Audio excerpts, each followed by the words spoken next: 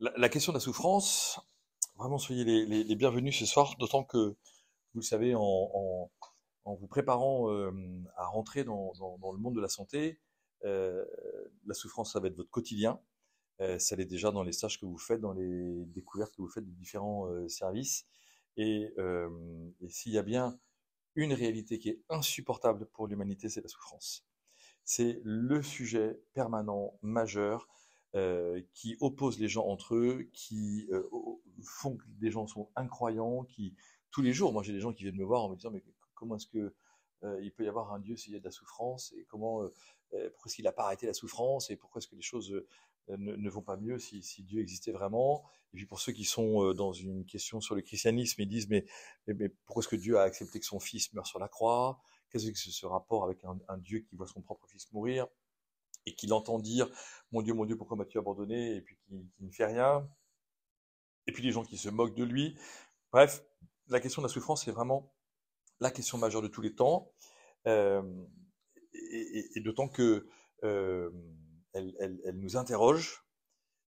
Et je crois que c'est le premier point majeur qu'il faut intégrer ce soir, c'est qu'il faut garder toujours le thème de la souffrance comme une interrogation et pas comme une réponse. Parce que la réponse, alors il y a des éléments de réponse, je vais essayer de vous en donner au moins deux ce soir, mais par le biais de la parole de Dieu et de la Bible, mais vraiment, c'est absolument fondamental de toujours se positionner en fait dans un rapport de très très grande humilité par rapport à cette réalité de la souffrance. Non, parce que quand les gens viennent vous voir en vous disant qu'ils souffrent, ou que leur enfant souffre, ou que leurs parents souffrent, euh, ils viennent vous voir vous parce qu'ils attendent de vous une solution, parce qu'ils attendent de votre équipe une solution, parce qu'ils attendent des gens autour d'eux une organisation qui va permettre soit d'altérer la souffrance, soit de l'atténuer, soit de la supprimer complètement.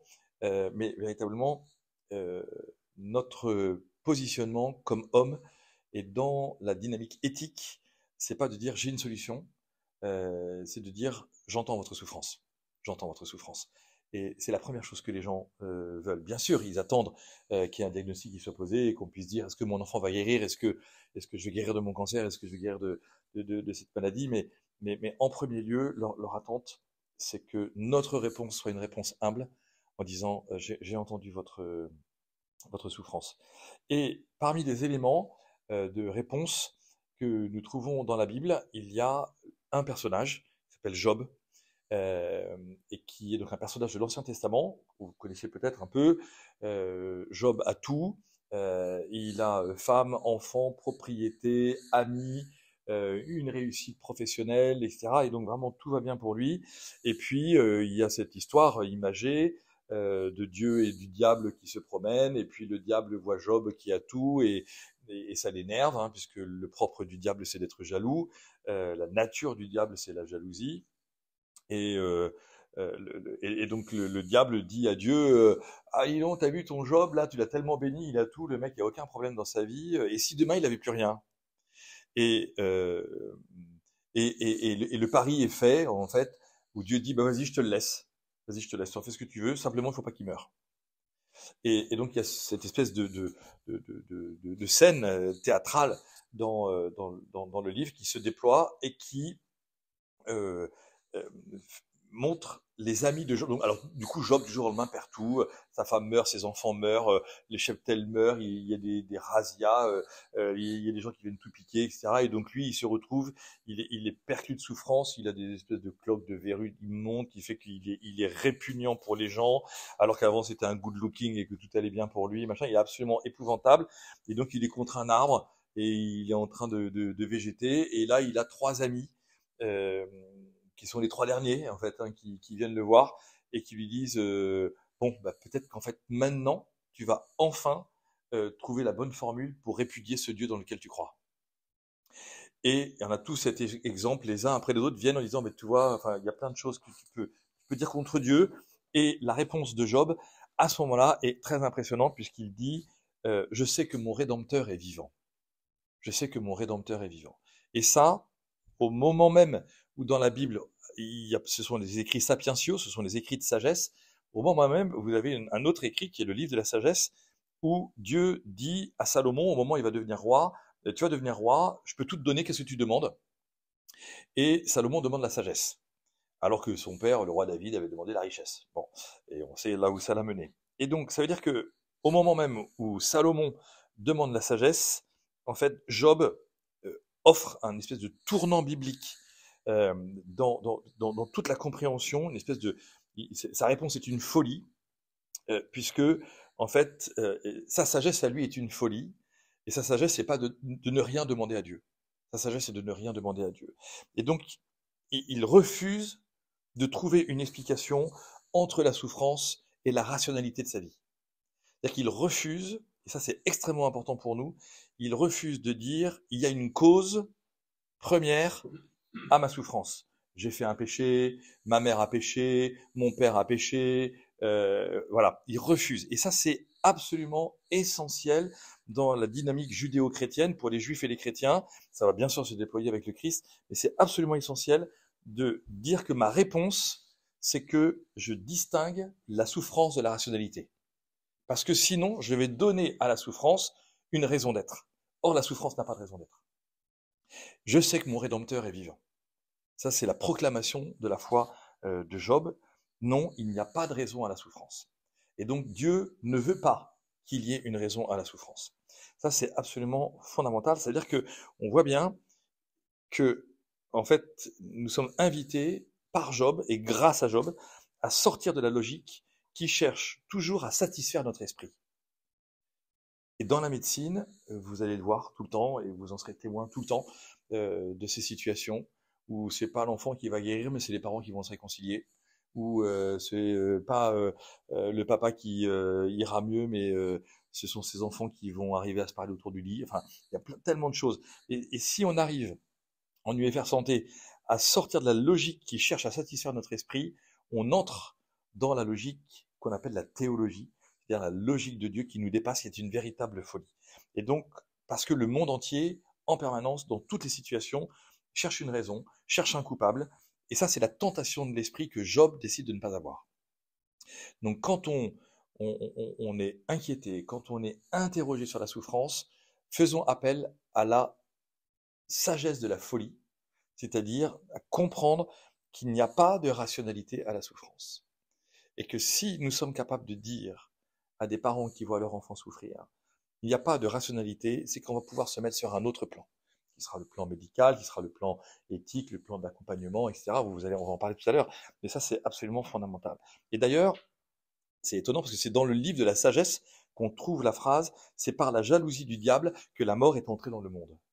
Par la jalousie du diable, sagesse 2, 24, que la mort est entrée dans le monde. C'est donc pas Dieu qui crée la souffrance, c'est pas Dieu qui crée la mort, c'est pas Dieu qui crée le péché, et c'est pas Dieu surtout qui a envie qu'il y ait une rationalité de connectivité entre la souffrance et ce que nous envoyons tous les jours. Parce que nous devons maintenir en permanence que la souffrance est un scandale, et notamment un scandale quand elle frappe l'innocent. Et que si l'innocent est frappé par la souffrance, il n'y a pas de réponse rationnelle à cette souffrance. Ça, c'est absolument essentiel. Alors, qu'est-ce qu'on dit? Eh bien, on dit que, à partir de ce moment-là, la réponse de l'homme à la souffrance de celui qu'il doit notamment soigner quand on est médecin, c'est le premier point, effectivement, de lutter contre le mal. Je vais lutter contre... C'est mon premier point. Je suis médecin, nous allons lutter contre le mal. Nous allons chercher, nous allons... etc. Le deuxième point tout à fait magnifique dans le livre de Job, c'est d'accepter la pudeur du silence. Je peux parfois ne pas répondre. Je peux parfois rester silencieux, non pas en m'excusant du silence, mais en faisant intégrer le silence, qui rejoindra aussi les parents qui ont pleuré pendant des nuits entières autour du lit de leur enfant, du père qui se dit qu'est-ce que je vais devenir, de la mère qui etc. La pudeur du silence. Troisième élément, c'est d'avoir conscience que tout ne s'explique pas. Et c'est-à-dire que je ne suis pas Dieu sur terre et Dieu lui-même n'a pas voulu tout expliquer. Et donc, alors ça, bien sûr, on ne peut pas toujours le dire à nos amis quand on est à l'hôpital, mais nous, comme chrétiens, on peut se dire qu'en fait, nous devons avoir conscience que tout ne peut pas s'expliquer. Et puis, il y a le quatrième point dans la réponse, c'est que les plus grandes peines nous confrontent, comme le dit le psaume, à un abîme qui appelle l'abîme. Les plus grandes peines nous confrontent à un abîme qui appelle l'abîme. Ça veut dire que, en fait, derrière la peine de la personne qui souffre, il y a un autre abîme, qui est la peur de la mort, la peur de l'abandon, euh, le désastre d'une vie qui s'effondre du jour au lendemain. Et donc, c'est à nous d'aller chercher encore plus dans les abîmes ce qui se passe dans la tête de ceux qui viennent nous voir. Alors, on comprend qu'effectivement, la souffrance nous fait toujours scruter. J'aime beaucoup cette expression du scrutin. Hein, vous savez que c'est le mot qu'on utilise pour les catéchumènes quand on les prépare au baptême. Et Dieu vient scruter dans leur cœur, dans les profondeurs de leur cœur, pour faire jaillir la vérité de leur vie. Et la vérité de la vie des gens, quand ils souffrent, c'est les larmes, les peines, l'angoisse. Et c'est à nous de scruter là où ils en sont et comment on va pouvoir les accompagner en étant nous aussi attentifs à nos propres émotions, nos propres capacités à pouvoir recevoir la souffrance des gens et en les accompagnant dans les abîmes de leurs abîmes.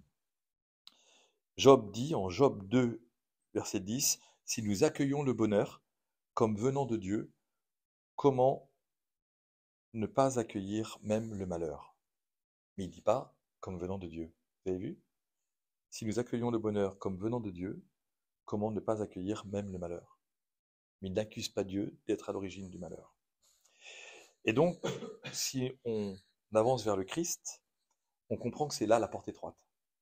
La porte étroite, c'est effectivement la folie de Job, qui est de dire « je ne veux pas qu'il y ait de relation rationnelle entre la souffrance et ce que je suis ». Parce qu'à ce moment-là, voici déjà la croix qui est annoncée comme le scandale absolu de l'innocent qui meurt sans avoir commis de péché, accusé par les hommes qui sont apparemment contents de cette mise à mort épouvantable.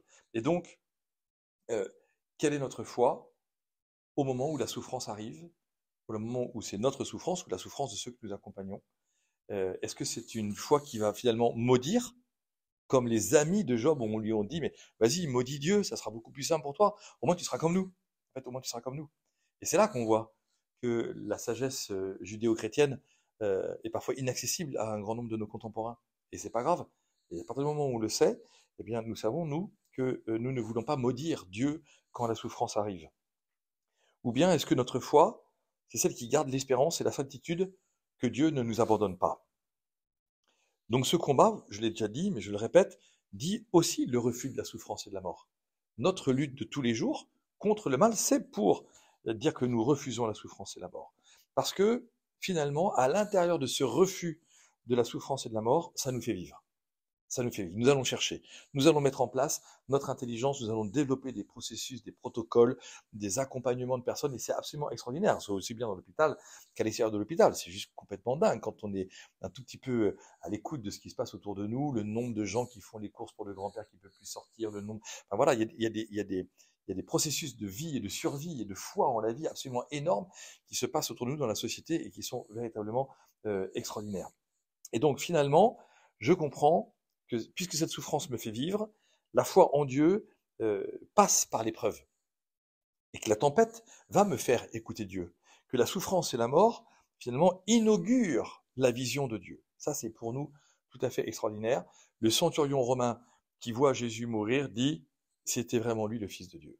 Donc, la souffrance inaugure la vision de Dieu. Et ça, c'est un beau chemin qu'on peut essayer de comprendre pour nous-mêmes. Il y a beaucoup de situations où on ne peut absolument pas le dire à nos amis.